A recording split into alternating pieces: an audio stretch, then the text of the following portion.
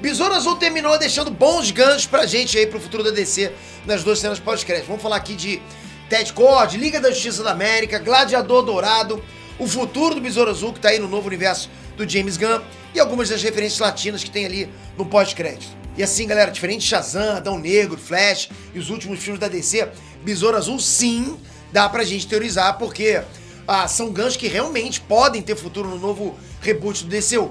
Então bora lá.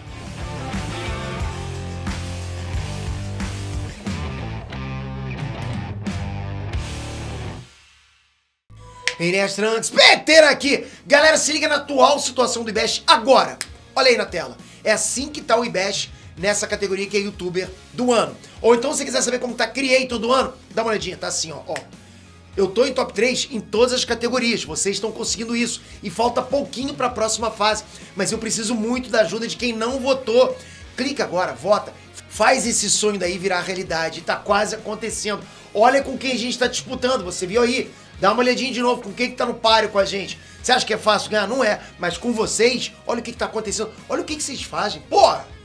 É sacanagem, sacanagem, né? Bom demais, né? Obrigado de coração por isso, galera. Deixei os 6 links aqui embaixo das 6 categorias que a gente tá participando. É só você clicar uma vez em cada um e lá confirmar o seu voto. Não precisa nem votar em 3 lá. Vai lá e vota num só pra não te complicar. Só quero que você ajude a gente a chegar um pouquinho mais pra frente.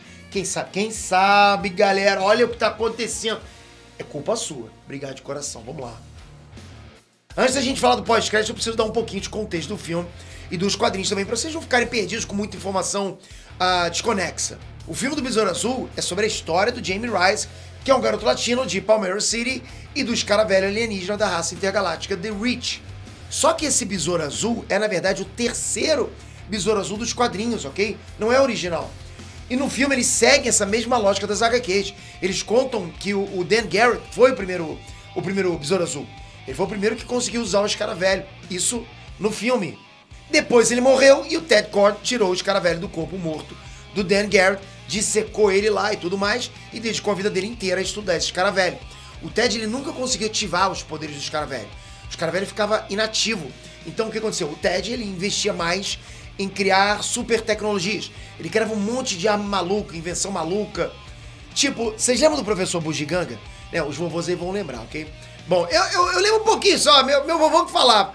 Bom, mas o exemplo pra garotada que tá me acompanhando seriam aquelas tecnologias doidas de pequenos espiões. Esse filme você lembra, né? Então, o Ted Kord, ele fazia coisas desse tipo aí. A gente vê várias dessas invenções doidas dele durante o filme.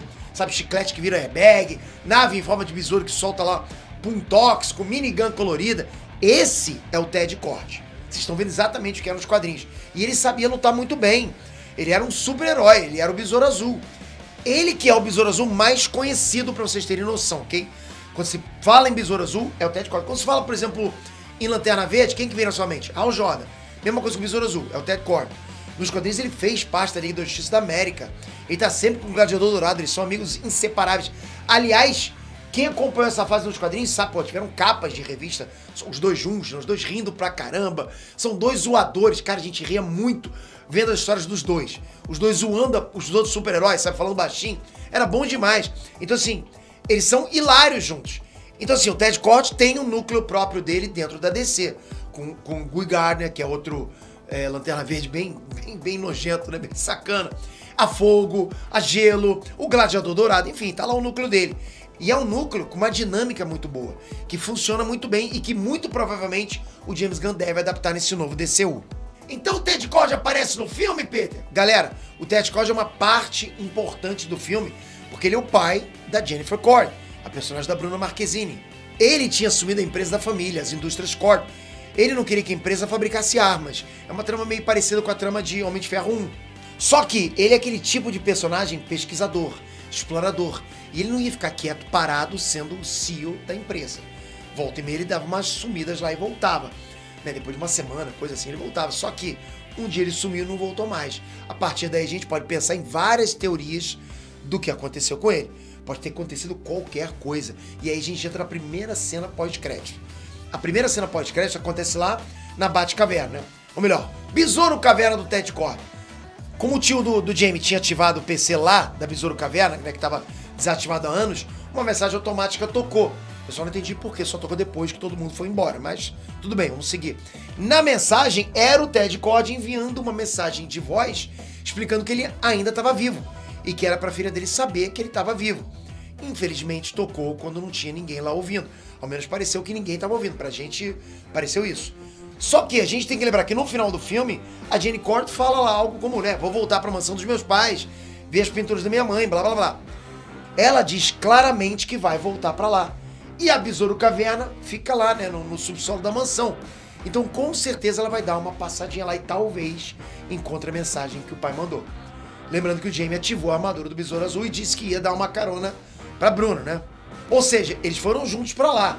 Então tem uma continuação prontinha aí pra eles dois vendo a mensagem juntos e indo atrás do Ted Kord, tentando usar aquele PC lá pra rastrear da onde veio a mensagem e tudo mais.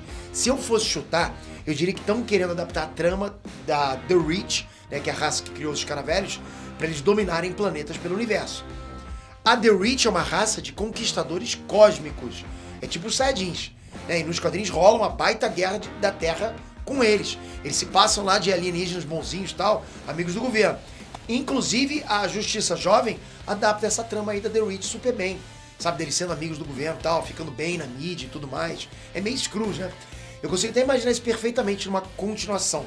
O Ted Kord investigando mais mistérios por trás dos Caravelho e ele acaba descobrindo a The Reach, descobrindo da onde os Caravelho vêm, quem tá por trás de tudo. Daí ele é raptado e preso.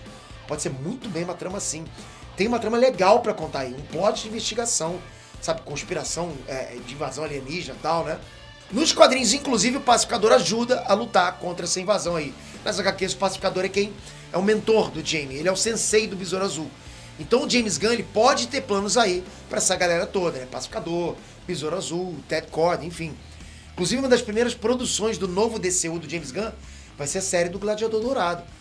Como eu falei pra vocês aqui, né? É muito difícil imaginar o Gladiador Dourado, porra, sem o Ted Kord, eles são inseparáveis. É super parceiro. É tipo, imagina você ter uma série do Batman e do Robin. Entende? Se a gente for levar em conta o que o James Gunn falou sobre o Besouro Azul, esse filme tá num novo cânone do DCU dele, entende? Esse filme faz parte do DCU dele. Então vamos esperar pra ver. Mas tô na expectativa de algo promissor. Já sobre a segunda cena pós-crédito, ela é na verdade uma piada interna com uma outra cena do filme.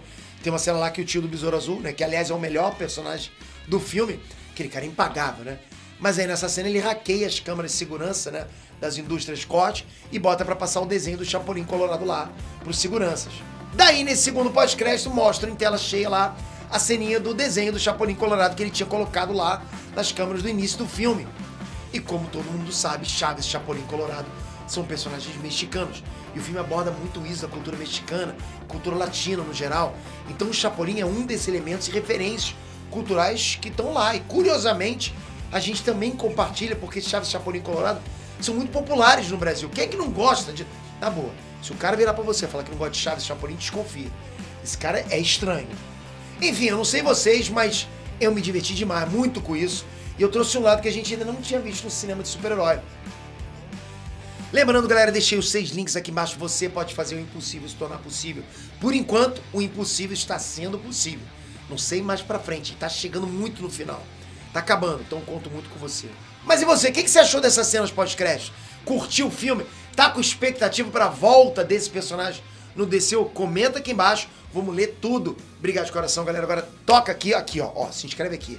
Ativa o sininho e vamos sempre falar sobre nerdice e as opiniões dentro do campo da nerdice. Não é bom demais isso? É bom demais estar com você. Obrigado de coração. Até a próxima, galera. Fui!